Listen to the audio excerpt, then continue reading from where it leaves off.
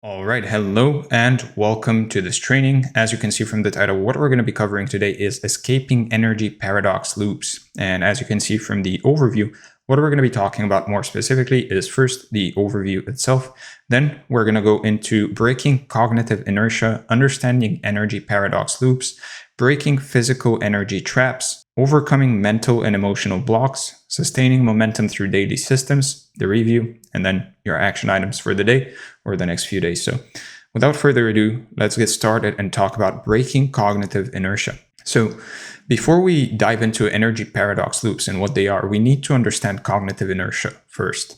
Cognitive inertia is the mental equivalent of physical inertia.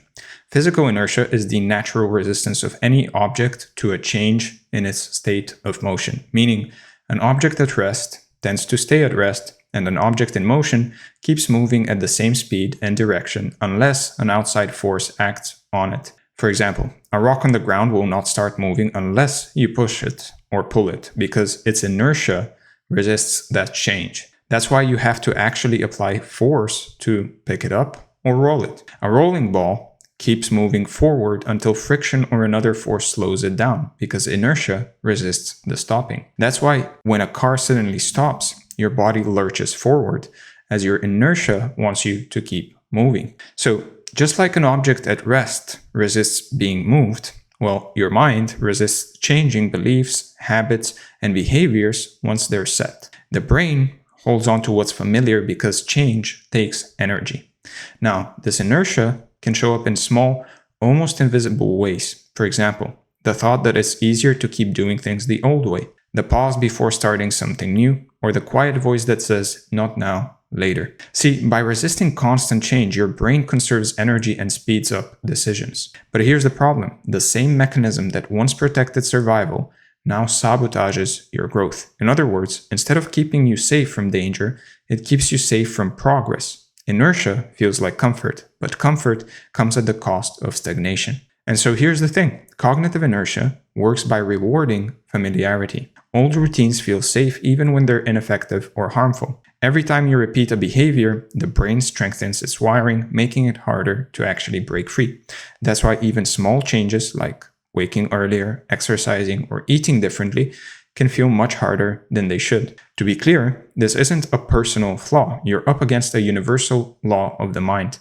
So let's look at the cost in real life. People, for example, will stay in jobs they hate, not because they have no options, but because inertia warns them away from the unknown. Relationships drag on long after they've run their course. Daily habits harden into ruts that feel impossible to escape.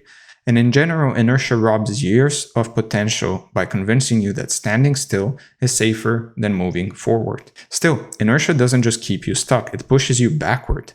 The world changes, opportunities pass, health shifts, and what looks like standing still slowly turns into falling behind. And here's the truth. Stability often hides decay. That's why understanding inertia matters. Once you see it, you can catch it in real time. You can tell the difference between real limits and walls built by habit. And then resistance stops being a warning sign and becomes proof you've hit the edge of inertia. Listen, awareness alone won't get you out. You need action. You have to push through the sticky resistance and create movement. Now, connect this to energy paradox loops. When you feel too tired to work out, too wired to sleep, or too unmotivated to start, it's inertia recycling old scripts. Your job is to disrupt those scripts. And here's the point. Disruption doesn't need to be huge. A small wedge action is enough to crack the cycle. Now, once you see the struggle as inertia instead of weakness, everything changes. The heaviness before exercise, the hesitation before work, the restlessness before sleep, all of it is inertia in disguise. And that's the point. Piercing the disguise is one of the most powerful skills you can build because it frees you from old loops and gives you the freedom to create real momentum. So let's talk about understanding energy paradox loops. Look, an energy paradox loop happens when the thing you avoid because you feel low on energy is the exact thing that would give you that energy back. It's like standing outside in the cold while your coat hangs just inside the door. You know the fix, but the gap between effort and payoff feels too wide. And once you notice these loops, you'll see them everywhere, quietly running your days. Now, the reason these loops are so strong is because they're self-reinforcing. You don't move because you don't feel ready, and so you never feel ready because you don't move. The loop tightens like a snake, and the longer it holds, the harder it feels to actually break out. Now, here's the thing. Most people don't even realize they're in a loop. They think the problem is being tired or not motivated, but the real problem is the invisible cycle that's keeping them stuck. And to be clear, once you see it's a loop, you gain leverage because loops can be hacked. So let's see how this shows up in real life. Feeling too tired to exercise when exercise is what will restore your energy. Being too wired to sleep when only sleep will reset your system. Reaching for junk food for energy only to feel more sluggish. Avoiding people when you're low on energy even though connection would lift you. Waiting for motivation to act, not realizing that action is what creates motivation. So, these loops can be physical, mental, or both. Now, the physical ones are tied more so to biology. Sleep, blood sugar, muscle fatigue. The right trigger can flip them. For example, being wired at night from caffeine or screens when only sleep calms your nervous system. Or feeling stiff or tired when even light activity would improve your blood flow and alertness. Now, the mental ones revolve around perception and emotion. You believe you lack focus, but focus comes once you start. So for example, you would be feeling overwhelmed by information, so you avoid studying, which actually guarantees that the overwhelm stays. Believing you need inspiration before action when momentum is what sparks the inspiration. Or for example, believing that you need more money before you invest into coaching, when in reality coaching might be the thing that gets you more money. So put simply, these loops don't just live in your body, they also shape your mind and emotions. So listen, the loop works because your brain and body are built to conserve energy. Ancient wiring says, don't spend any effort unless the payoff is certain. But in modern life, payoff usually comes after the effort. That's why your system resists action until action is already happening. This mismatch is what makes the loop feel real and convincing. And still, the hardest part is always the start. What feels like lack of ability is really just inertia. Like pushing a car from a dead stop, the first shove feels impossible, but once the wheels move, momentum helps. See, resistance isn't proof of weakness, it's proof of the loop, and once you frame it that way, the pattern looks hackable, and it is. Awareness alone starts loosening it sometimes. When you say, I'm in an energy paradox, you basically create a gap between the feeling and the truth, and sometimes that gap is actually enough to slip in a small action, and that wedge cracks the loop, and from there, everything can shift. But the thing is, seeing the architecture of the loop is step one, and awareness by itself won't always free you. You also need practical ways to snap the loop in real time. So let's talk about breaking physical energy traps. So look, physical energy traps matter because they silently decide whether you follow through on your intentions or not. You can have the best plan in the world, but if your body feels tired, nothing really will get done. Now, the catch is that most of these traps are illusions built by biology and habit. They're not solid walls, but if you don't see them for what they are, they feel like prison bars. So seeing them clearly is the first step to actually breaking free. Now, one of the most common traps is the sense of being too tired to move, when in reality, movement is the very thing that creates more energy. So your body tells you to conserve, but that conservation becomes stagnation. A short walk, a few stretches, or a light warm-up can flip the switch from fatigue to activation, yet the false story of tiredness keeps you pinned to your place. Now, once you move, circulation kicks in, blood flow rises, oxygen delivery increases, and your brain actually lights up.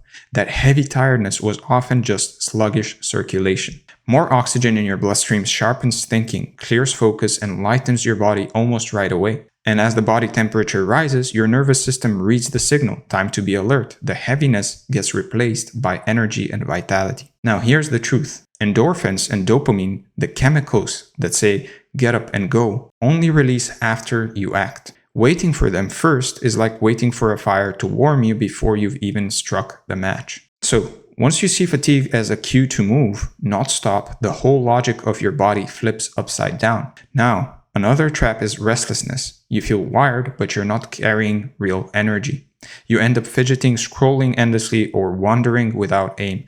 That's your nervous system confusing stimulation with energy. The heart races, thoughts scatter, and you mistake the buzz for power. But this is fake fuel, and it burns out fast. Cortisol and adrenaline create the illusion of drive while draining your reserves, and then comes the crash, which empties you out and tricks you into chasing more stimulation, the very thing that's actually causing the drain. The real fix isn't more noise, but grounding, breathwork, hydration, and a structured movement plan turn chaotic stimulation into stable energy. See, knowing that not all energy is real energy is crucial. Without that awareness, you chase the wrong fix and tighten the trap. Another trap is confusing sleepiness with true exhaustion.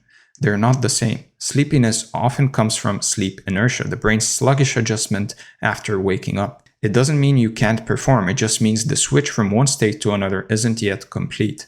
And the quickest way to flip that switch is exposure to bright light, which signals your body to release cortisol and step into alertness. Now, stepping outside for 10 minutes in the morning will accelerate this better than caffeine, because natural light is a direct wake-up command to your body. On dark days, a bright lamp can actually stand in for the sun, stopping inertia from dragging on. And once light begins the shift, gentle movement locks it in. Your body learns that alertness follows action, not stillness. That's why sleepiness is negotiable. It's not fixed, and once you see that, it loses its power over your day. Now, food choices create another trap by pulling you into cycles of spikes and crashes. A hit of sugar or refined carbs gives you a lift for a little bit, but the crash doubles your fatigue. You wanted fuel, but what you grabbed made the problem actually worse. So the way out is stability. Protein and healthy fats keep blood sugar steady, giving you longer lasting energy. That's why a protein-rich breakfast, for example, if you eat breakfast, can sustain you for hours, while pastries or cereal guarantee a crash. Pair that protein with some healthy fats like nuts, avocado, olive oil, and energy stretches into a steady stream instead of peaks and valleys. And listen, even with good fuel, dehydration can mimic fatigue. Mild dehydration quietly saps your focus and motivation, and what feels like an energy crisis is often just your body asking for water. When you change up your fuel, you change your baseline, and so the trap of exhaustion loses its grip. Now, look around. Traps aren't only inside you. Your environment shapes energy too. A dark, cluttered space signals your brain to conserve energy. A bright, airy space primes you for action. Mess and disorganization overwhelm your senses and weigh you down before you've even actually started. And a cluttered room keeps mental loops running, draining energy without you noticing. Chaos in your surroundings often fuels chaos in your mood and in your mind, making your motivation and discipline harder. On the other hand, simple cues like a water bottle on the desk, a gym bag by the door, or shoes waiting by the mat lower the barrier to action, and they remind you that movement is close and easy, not distant and hard. So when you shape your environment with intention, you don't rely on willpower. You let the setting itself weaken the traps. Finally, breaking physical energy traps isn't about brute force, it's about slipping past the first barrier, and once you start moving, your body pays you back with more energy than you had before. The real challenge isn't the action, it's the deceptive story your body tells ahead of time, and that's the point. When you see through these illusions, you clear the way for consistent forward motion. So let's talk about overcoming mental and emotional blocks. So mental and emotional blocks distort reality. You can be physically fine, fueled, hydrated, and well-rested, but if your mind is locked in resistance, it feels like you're dragging chains. These blocks create invisible walls between you and action, and unless you learn to dismantle them, you'll live in a constant state of hesitation. Look, one of the strongest blocks is fear, and it doesn't always show up as panic. Instead, it hides as overthinking, procrastination, or endless planning. Fear convinces you that waiting is safer than moving, but really it traps you in imagined scenarios that never arrive. Now, your mind can take a simple action like going to the gym, starting a project, having a conversation, and project the worst case outcomes onto it. That projection feels so real, it freezes you in place. See, the same imagination that could build visions of success gets hijacked to build visions of disaster. And the odds get distorted. A real 5% risk turns into a 95% certainty in your head because fear thrives on exaggeration. So here's the thing. The illusion of safety through inaction is fear's cruelest trick. You think you're avoiding harm, but in truth, you're locking yourself into stagnation. Once fear is exposed for what it is, an internal movie instead of a fact, you see that action is the only way to shut off the projector. Another block is doubt. Doubt whispers, you're not ready, you're not capable, you're not enough. It doesn't shout, it drips, and over time, those drops erode your confidence until you stop trying. You measure yourself against people who are further ahead and convince yourself you don't belong, but what you see are their highlights, not their struggles. Your brain mistakes their highlight reel for truth, and the gap between your starting point and their middle chapter feels impossible, even though the only real difference is time. See, doubt often disguises itself as perfectionism. You won't begin unless you can guarantee flawless results. But perfection was never the price of progress in the first place. To be clear, once you see doubt as a story instead of a fact, it becomes background noise. It's there, but it doesn't have to run you. Now, overwhelm blocks you in a different way, not with fear or doubt, but with sheer volume.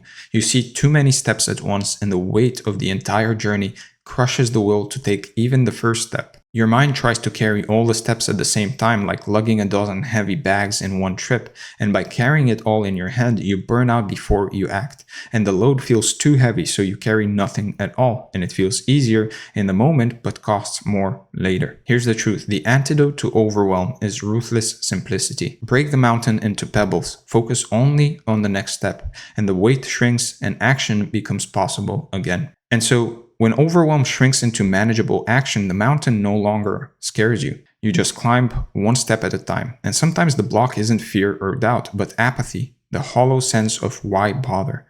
Now, this flatness is dangerous because it steals your drive quietly. Apathy convinces you nothing matters enough to start, and the days slip without any effort. Look, apathy often comes from disconnection. Without a why, no amount of how will matter. Purpose gives direction. It makes even the hardest work meaningful. And when your actions connect to what truly matters to you, apathy dissolves almost instantly. Small wins can reignite momentum. Even tiny progress sparks dopamine, and that spark reignites meaning. See, when you frame apathy as disconnection instead of laziness, you open the door to rebuild meaning through small, deliberate actions.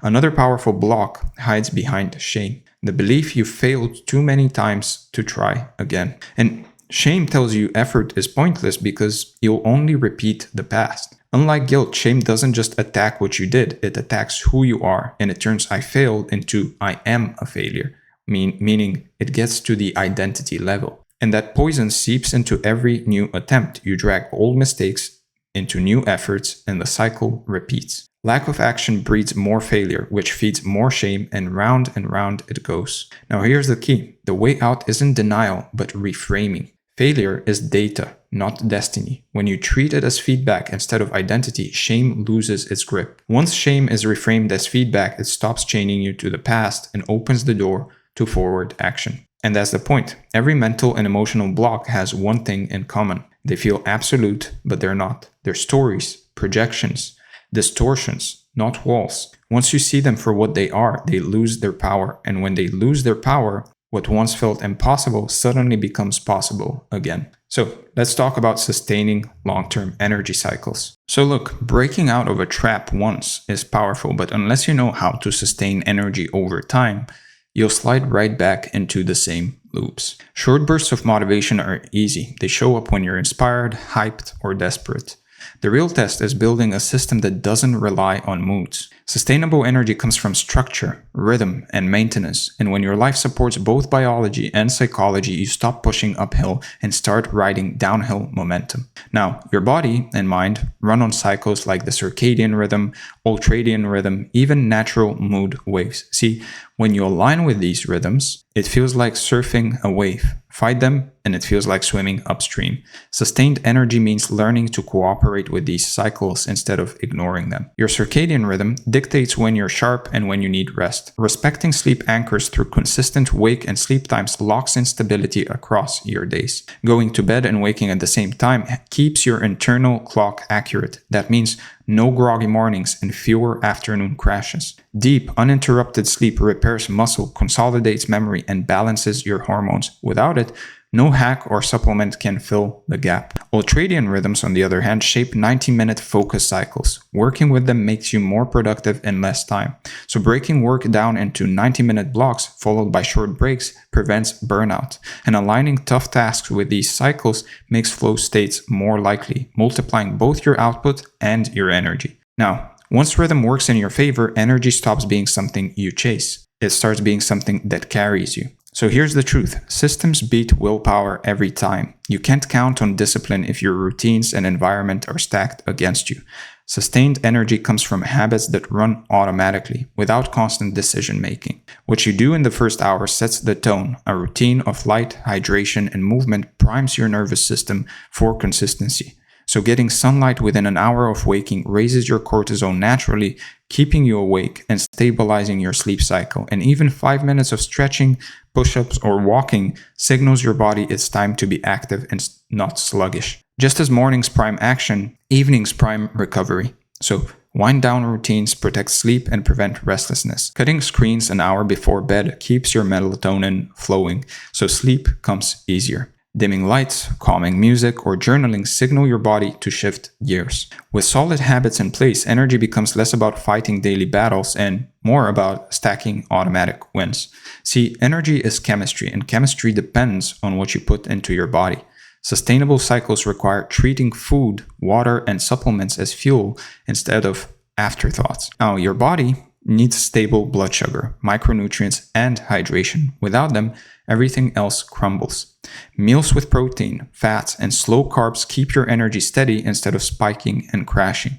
And eating on a rhythm trains your metabolism and avoids extremes that wreck focus and productivity. Now, even mild dehydration will drain your energy, so building water breaks into your day, like for example in the morning, mid-morning, and mid-afternoon, keeps you steady. Adding sodium or potassium is a bonus and helps prevent the sluggishness from plain water flushing through too fast. Now, visible water bottles in your space work as reminders as well, making hydration pretty much effortless. Now, when fuel stays steady, energy becomes reliable, and reliability is what compounds into real momentum. Now, remember, sustaining energy isn't about being on nonstop. Body and mind are built for exertion and recovery. Skip recovery, and it's like driving without refueling. You can run for a while, but the engine will burn out. Short, intentional breaks keep you sharp. 5 minutes of movement or breathing restores your focus better than any hours of grinding. So even small breaks like standing, stretching, or closing your eyes can signal to the brain that energy is actually replenishing. And so stepping outside for air and sunlight also amplifies the reset more than any indoor break can. So listen, joy isn't optional. It's fuel. Play restores emotional energy better than rest alone. So creative hobbies, games, or activities put your brain in a different mode, and it gives it space to reset. Sharing play with others multiplies the effect, replacing stress with bonding hormones like oxytocin. So by weaving renewal into your cycle, you stop crashing and you start keeping a steady flame alive. The real magic of long-term energy is compounding. Each sustainable practice adds up like investments in an account. At first, results feel subtle. Over weeks and months, they multiply into huge reserves of energy, focus, and resilience, and people around you start to think you're superhuman. And the truth is, you're just consistent. So that's the point. Sustaining energy isn't about harder work. It's about rhythms, habits, fuel, and recovery.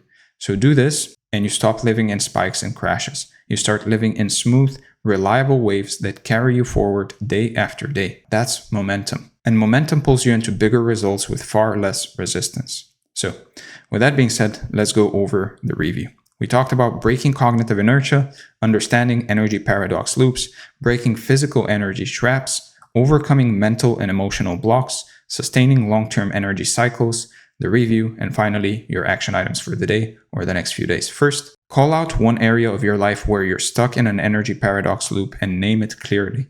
Awareness breaks the illusion, so write it down and label it for what it is. Choose a small wedge action that you can use next time the loop shows up. This could be a sip of water, stepping outside for light, or moving your body for 2 minutes.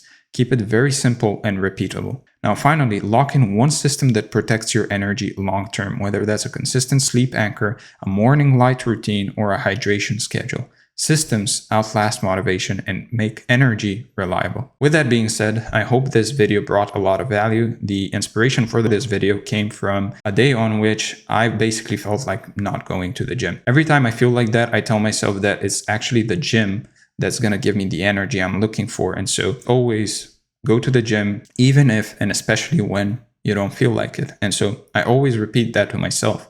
But I wanted to kind of explore the topic of why this happens in the first place. Why do we forget these things? And so this is what I call energy paradox loops. Again, I hope this was enjoyable. I hope it was valuable. If it was, please let me know in the comments. Give this video a like, subscribe to the channel if you want to see more. If you want to work with me, make sure to click the second link in the description and book a call. If you want this document along with this training and free weekly group coaching calls, then join the free community from the first link in the description. With that being said, thank you for being here, and I'm going to see you in the next one.